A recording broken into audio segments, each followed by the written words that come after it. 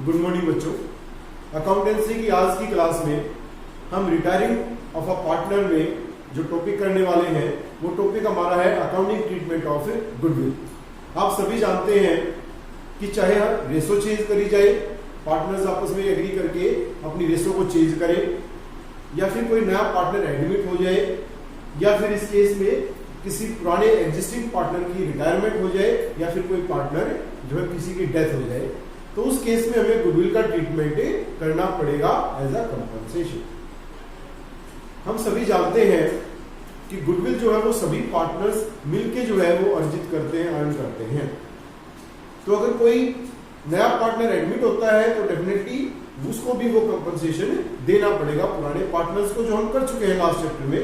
और यहाँ पे जब कोई पार्टनर रिटायर होता है तो उसको भी जो उसने गुडविल अर्जित की थी, जो उसका शेयर था गुडविल में बच्चों, वो जो है जो रिमेनिंग पार्टनर्स हैं वो उसको देंगे, उसके कैपिटल अकाउंट में ट्रांसफर करेंगे, उसको कंपनसेट करेंगे।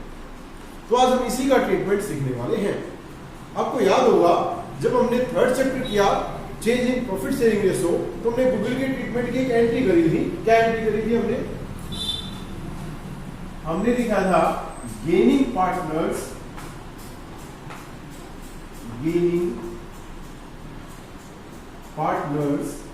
कैपिटल अकाउंट डेबिट, और 2 हमने किया था सैक्रिफाइसिंग पार्टनर्स कैपिटल। और हमने नरेशन क्या लिखी थी? हमने लिखी थी कि गुडविल एडजस्टेड इन गेन और सैक्रिफाइस। गुडविल को हमने गेन और सैक्रिफाइस के अकॉर्डिंग एडजस्ट किया था।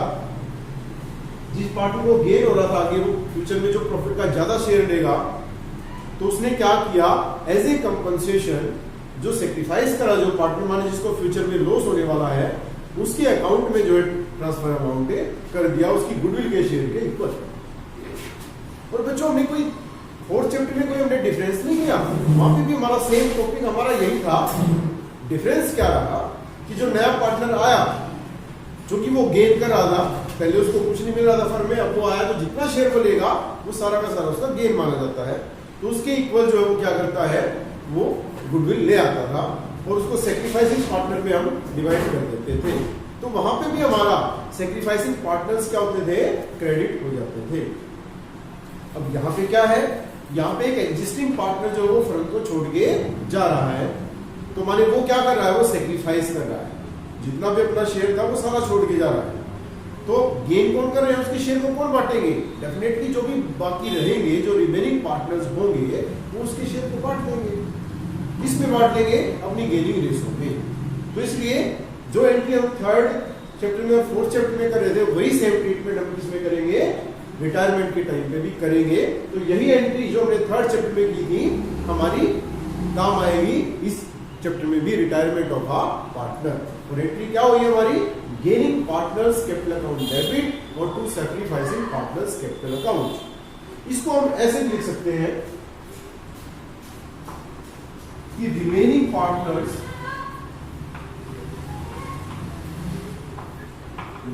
पार्टनर्स कैपिटल अकाउंट डेबिट और to retiring partners capital account. माने यहाँ पे हमने क्या किया, जो रिमेनिंग पार्टनर है उनको डेबिट कर दिया। क्यों कर दिया? क्योंकि गेन किसने किया था, रिमेनिंग पार्टनर्स ने ही। तो चाहे हम gaining partners capital account debit लिखे या remaining partners capital account debit लिखे, हमारी एक ही बात। इसी प्रकार से जो रिटायरिंग पार्टनर है उसी ने तो सैक्रिफाइस किया है, तो चाहे हम सैक्रिफाइसिंग पार्टनर्स कैपिटल अकाउंट लिखे या फिर हम रिटायरिंग पार्टनर्स कैपिटल अकाउंट लिखे, वो चीज बराबर ही है। इसलिए आपकी बुक में दिया गया है कि remaining partners capital account debit to sacrificing partners capital account. लेकिन मैं ये कहूंगा कि आप इसकी जगह आप क्या एंट्री याद रखें कि gaining partners capital account debit to sacrificing partners capital account. क्यों रखें ऐसा? क्योंकि एक आध स्पेशल सिचुएशन में ऐसा हो सकता है कि रिमेनिंग पार्टनर्स जो है सारे के सारे गेन ना करें, उनमें से कोई एक आध पार्टनर सेक्रीफाइस कर दे। तो हमें उसको भी क्या करना पड़ेगा, क्रेडिट करना पड़ेगा। तो हर सिचुएशन में हमारा remaining partners capital account debit जो है वो अप्लाई नहीं हो सकता है। तो आप इसकी बजाय क्या याद रखें, आप फर्स्ट वाली एंट्री याद रखें। तो अब इसी का ट्रीटमेंट बच्चों हमें सीखने वाले हैं। तो एक आध एग्जाम्पल की हेल्प से जो है हम ऐसा कर लेते हैं। सपोज करें कि एक्स, वाई और जेड पार्टनर है और उनकी जो रेशो है वो है 3:2:1 और क्या दिया गया है इंफॉर्मेशन कि Y retire from the firm, Y firm से रिटायर हो जाता है और his share is taken up by X and Z equally. जितना भी शेयर था Y का उसको X और Z ने कैसे बांट दिया, इक्वली उन्होंने डिस्ट्रीब्यूट कर दिया। कोई भी रेशो दे सकते थे, रेशो नहीं देते तो 3:1 में ही वो बांट लेते। कोई रेशो दे देते, जैसे हाइपर रेशो दे दी तो उसमें बांट लेंगे। कई बार ऐसा भी हो सकता है, हमने करे पीछे क्वेश्चन कि सारा का सारा जो है हिस्सा उसका कोई एक ही पार्टनर ले ले तो उसी का गेन हो जाएगा। तो यहाँ पे हमारी अब गुडविल दी गई है, goodwill of the firm is valued at, कि फर्म की जो गुडविल हमारी है वो हमारी दी गई है, मान लेते हैं 6 लाख रुपये जो है इस टाइम पे वाई के रिटायरमेंट के टाइम पे हमने गुडविल की वैल्यू निकाली है। तो इसका हम क्या ट्रीटमेंट करेंगे, हम सभी जानते हैं एंट्री हमारी क्या रहेगी, गेनिंग या remaining partners capital account debit. यहाँ पे जो कि दोनों ही पार्टनर्स ने गेन किया है, एक्स ने भी और जेड ने भी। तो सबसे पहले अगर हम गेनिंग रेशो निकालना चाहें बच्चों तो वो हम निकाल सकते हैं। हम जानते हैं कि टोटल गेन कितना है, टोटल गेन y का शेयर टोटल गेन है माने 2/6। कौन बांटेंगे इसको, x गेन और z गेन। 2/6 टोटल है तो इसको इक्वली बांट देंगे, माने इक्वली का मतलब क्या है, 1:1 माने 1/2 और 1/2 माने 2/12 2/12। अगर गेनिंग रेशो हम निकाले तो 2:2, सिंप्लीफाई करें तो 1:1 हमारी क्या है, गेनिंग रेशो हमारी। अब यहाँ पे हम एंट्री क्या करेंगे कि जो गेन कर रहे हैं उनको डेबिट करेंगे। गेन किसने किया है, एक्स और जेड ने, माने एक्स कैपिटल अकाउंट डेबिट, उसके बाद जेड कैपिटल अकाउंट डेबिट और उसको क्या हो जाएगा आपका वाइज कैपिटल अकाउंट। ठीक है जी, क्लियर है। अब यहाँ पे हमारे पास अमाउंट लिखने के दो हमारे पास तरीके हैं। एक तो ये है कि टोटल गुडविल हमारी दी हुई है, टोटल में ही का निकाल ले एक्स का गेन। एक्स का गेन कितना है, टोटल गेन देखा जाएगा फिर 2/12।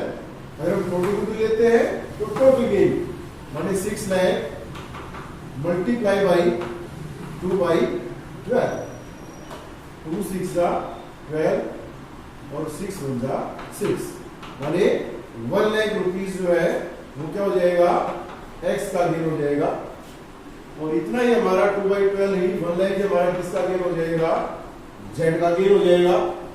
अब अगर हम वाई का निकालें तो 6 लाख मल्टीप्लाई बाई वाई का सेक्रीफाइस, कितना सेक्रीफाइस किया, उसने तो अपना सारा शेयर ही सेक्रीफाइस कर दिया। और सारा शेयर कितना था उसका, 2/6, 6 1 6 2 1 2 माने 2 लाख जो है उसका क्या होगा, सेक्रीफाइस हो गया। तो इस प्रकार से जो हम एंट्री कर सकते हैं। दूसरा तरीका क्या था हमारा अमाउंट निकालने का, कि सबसे पहले आप उस पार्टनर का शेयर निकाल लीजिए टोटल गुडविल में से जो रिटायर हुआ है। और रिटायर कौन हुआ यहाँ पे, वाई। तो वाई का शेयर निकालते 6 लाख हमारे पास टोटल गुडविल थी, वाई का शेयर निकालते हम 2/6 माने 2 लाख, पहले उसी के सामने लिख देते 2 लाख। और उसको एक्स और जेड आपस में बांट लेते गेनिंग रेशो में, फिर हम रेशो लेते, फिर टोटल शेयर नहीं लेते हम। रेशो कितनी थी 1:1, तो 2 लाख को जब हम बांटेंगे 1:1 में तो 2 लाख मल्टीप्लाई बाई 1/2 एक का हो जाता, और 2 लाख मल्टीप्लाई बाई 1/2 दूसरे का हो जाता, माने 1 लाख और एक। तो दोनों ही मेथड हमारे जो है सही है, आप किसी से भी इस क्वेश्चन को कर सकते हैं। बस इतना ही ध्यान रखना है कि अगर आप टोटल में निकालेंगे तो शेयर से मल्टीप्लाई करेंगे, और अगर आप रिटायरिंग पार्टनर का शेयर निकाल के फिर निकालेंगे तो आप रेशो से निकालेंगे। ठीक है जी। अब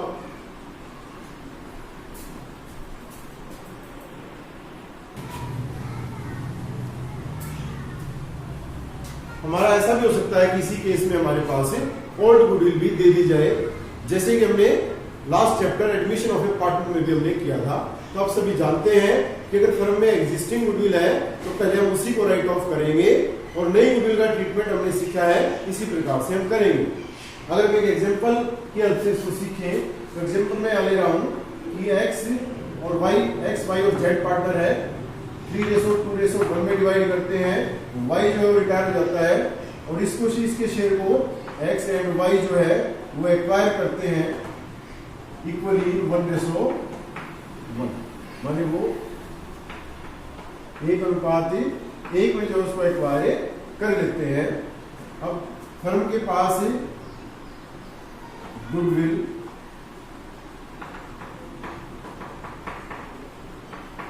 एग्जिस्टिंग इन बुक्स,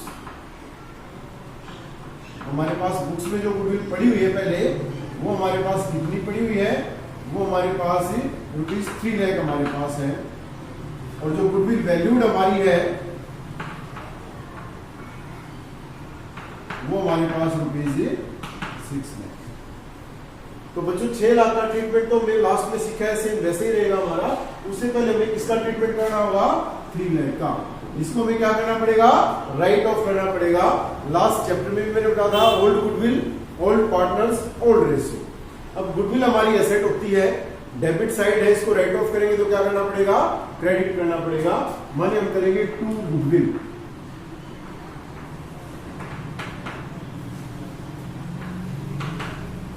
ठीक है, और डेबिट कौन हो जाएंगे, ओल्ड पार्टनर। भी हम तीनों ही ओल्ड है, एक्स वाई और जेड, तो एक्स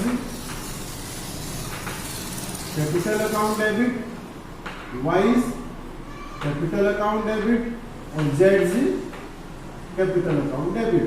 3 लाख को बांट देंगे ओल्ड रेशो में, ओल्ड रेशो माने 3:1, माने 3 + 2 + 1 6, 6 5 जा 30, 5 3 जा 15, 1,50,000 और 5 2 जा 10, 1 लाख और 50,000। तो पहले इसी को हम ओल्ड रेशो में हम जो है इसको ट्रीट करेंगे। एडमिशन वाले में हम ओल्ड पार्टनर्स, हमारे न्यू पार्टनर हम छोड़ देते थे क्योंकि वो ओल्ड पार्टनर नहीं था, लेकिन यहाँ पे हम रिटायरिंग पार्टनर को भी शामिल करेंगे क्योंकि वो भी हमारा ओल्ड पार्टनर है जो हम छोड़ के जा रहे हैं। और नया ट्रीटमेंट क्या हुआ, फिर से हम गेन निकालेंगे और 6 लाख को जो है गेन और सेक्रीफाइस के अकॉर्डिंग हम एडजस्ट करेंगे। गेनिंग पार्टनर हमारे डेबिट हो जाएंगे और सेक्रीफाइसिंग पार्टनर हमारे क्या हो जाएंगे, क्रेडिट।